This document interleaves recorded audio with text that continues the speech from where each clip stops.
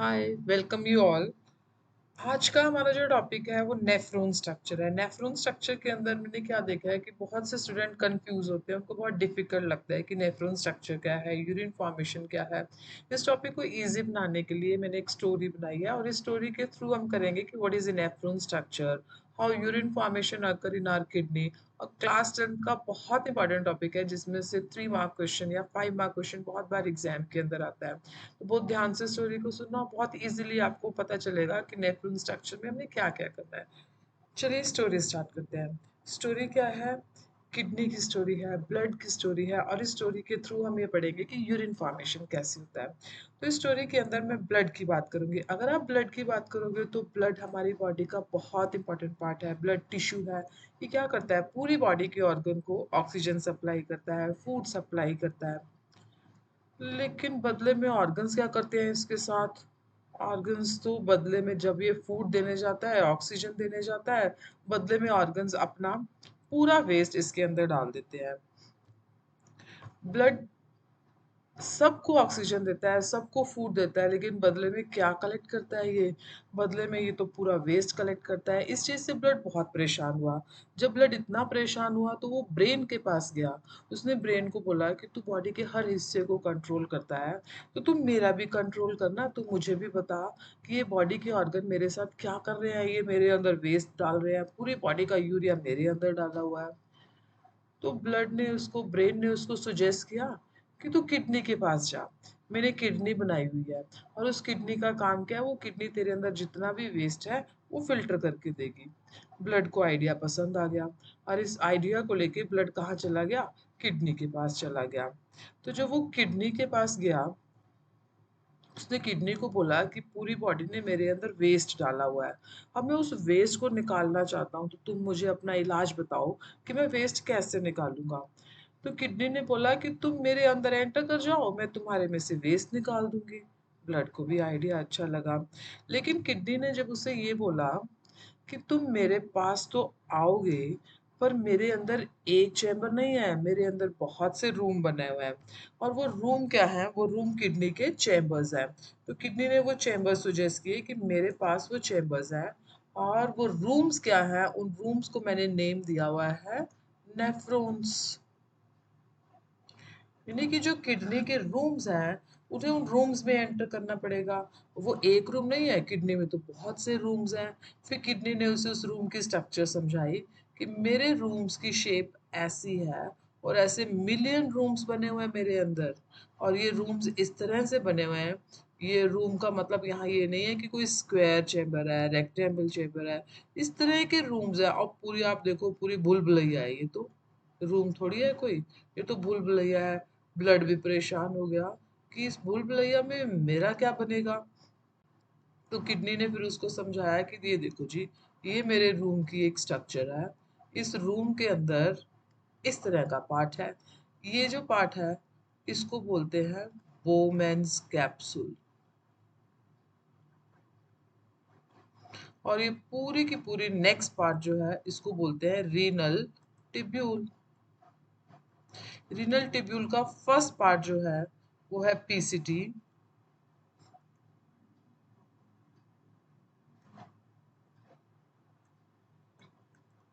Next part जो है वो है loop of Henle. Next part जो है डीसीटी। ये है कलेक्टिंग डक्ट। ये तो जी किडनी ने उसको स्ट्रक्चर समझा दी कि तुम आ जाओ, ये मेरा रूम है, तुम इसके अंदर एंटर करोगे, मैं तुम्हारे में से वेस्ट फिल्टर कर दूंगा। अब ब्लड ने भी सोचा कि अगर इसके अंदर मैं जाऊंगा कैसे, इसमें तो मिलियन रूम है, मैं तो वैसे ही बिखर जाऊंगा। तो ब्लड ने एक आइडिया लिया।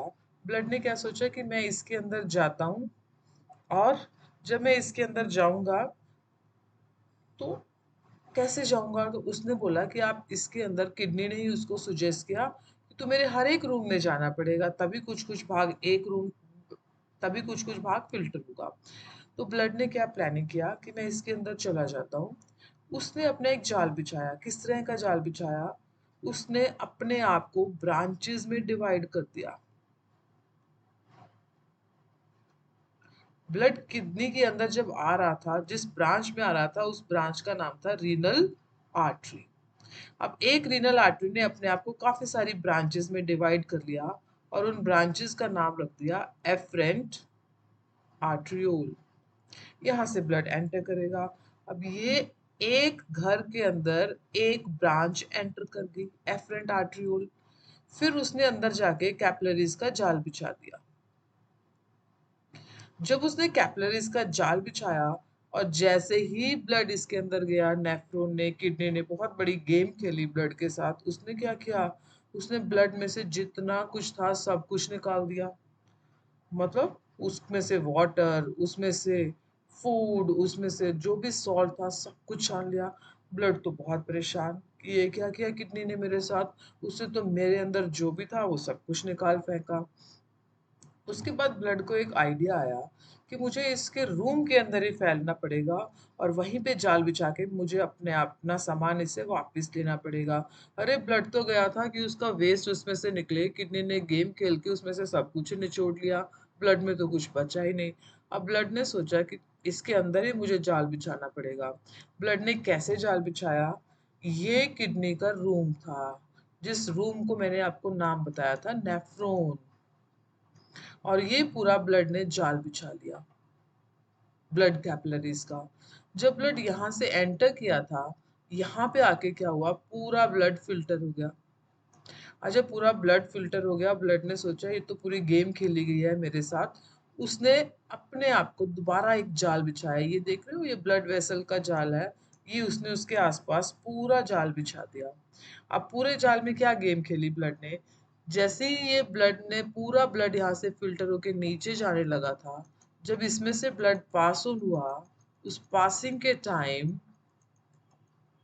ब्लड ने उसमें से जितना यूजफुल था वो वापस खींच लिया। सारा यूजफुल सब्सटेंस ब्लड ने वापस खींचना शुरू कर दिया।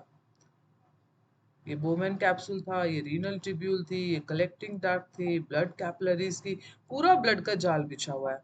लेकिन जैसे जैसे फिल्ट्रेट इसमें से नीचे जाने लगा, ब्लड ने वापस अपना सारा सामान वापस लेना शुरू कर दिया, वाटर लेना शुरू कर दिया, सॉल्ट लेने शुरू कर दिए और सब कुछ रीएब्सॉर्ब करना शुरू कर दिया। और यहाँ पे टेक्निकली टर्म यूज हुई, सेलेक्टिव रीएब्सॉर्प्शन। क्या मतलब हुआ सेलेक्टिव रीएब्जॉर्प्शन का, जो ब्लड ने अपना सामान था वापस खींचा वहां से और छान छान के वापस लिया जो उसको चाहिए था, सॉल्ट ले लिया, ग्लूकोज ले लिया, अमीनो एसिड्स ले लिए, वाटर ले लिया, ये सब वहां से वापस करना शुरू कर दिया। और फाइनली जब लास्ट तक वहां पे पहुंचा, वो यूरिन बन गया। Steps of urine formation. अब अगर एग्जाम में अंदर क्वेश्चन आता है what are the steps of urine formation, तो you can write the steps. First step ultra filtration. क्या हुई अल्ट्रा फिल्ट्रेशन, अल्ट्रा फिल्ट्रेशन याद है, जब ब्लड पहुंचा था बोमैन कैप्सूल के अंदर और ब्लड के अंदर से जो कुछ भी था बोमैन कैप्सूल में, ये कैपिलरीज का जाल था, कैपिलरीज का नाम था ग्लोमेरुलस। और जब इन कैपिलरीज में ब्लड पहुंचा, ब्लड ने सब, किडनी ने, नेफ्रॉन ने सब कुछ निकाल लिया। ये जो स्टेप है this is called ultra filtration, filtration of blood under high pressure. कि यहाँ पे ग्लोमेरुलस में से जब ब्लड पास ऑन होता है बिकॉज ऑफ हाई प्रेशर, सब कुछ फिल्टर हो गया और जो यहाँ फाइनली जा रहा है टिब्यूल के अंदर, दिस इज कॉल्ड फिल्ट्रेट। और उस फिल्ट्रेट के अंदर ब्लड का सब कुछ था। बचा हुआ ब्लड क्या था, बचा हुआ ब्लड कुछ भी नहीं था, सॉलिड ब्लड सेल्स थी।